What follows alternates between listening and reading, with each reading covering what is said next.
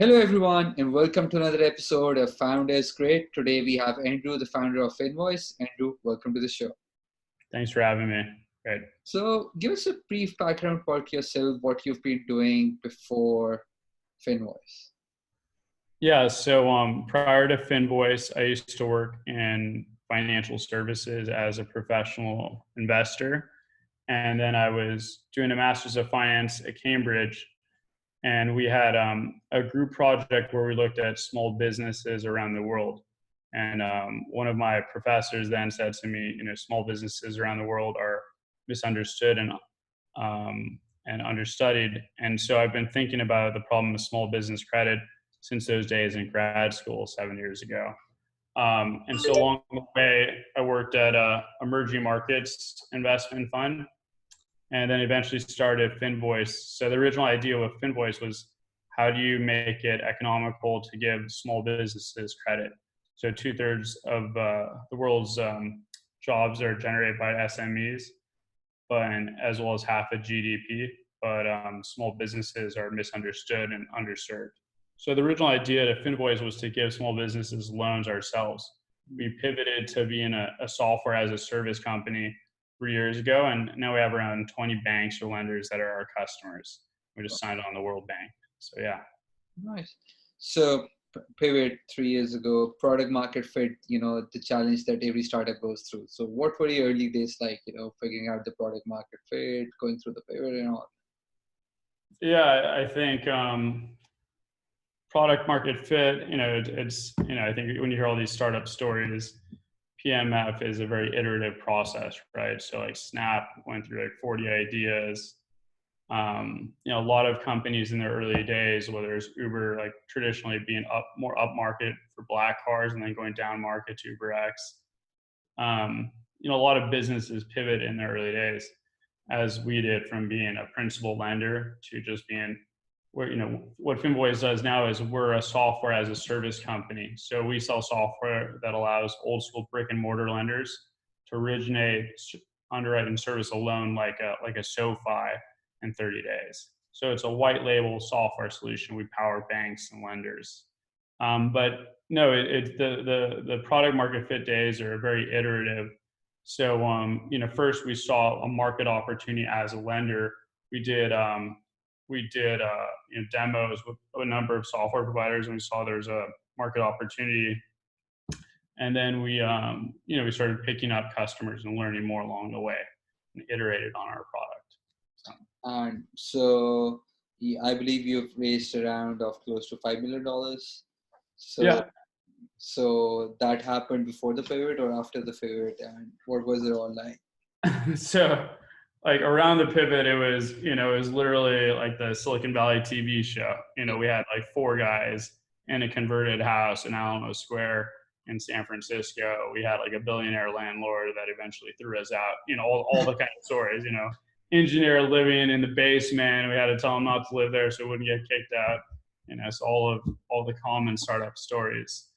In terms of raising money, we've raised most of it recently. So last year we raised around $3.5 million round that was led by a venture fund called Destins Venture Capital. They used to be the head of innovation at Silicon Valley Bank, and it's a fintech fund based in San Francisco. We also had FIS Invest, who's the largest software company to banks.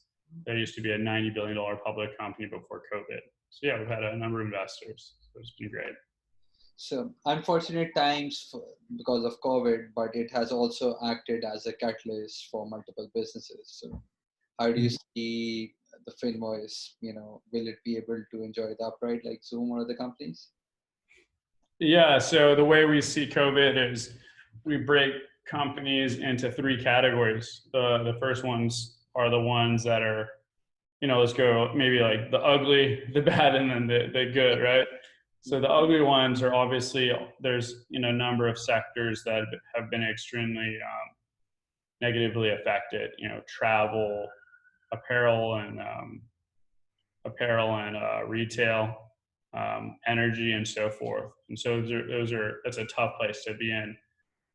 The second one are companies that are like kind of okay, they just raise money and they're waiting out. And the third is kind of the online services, e-commerce, online ed tech, and so forth.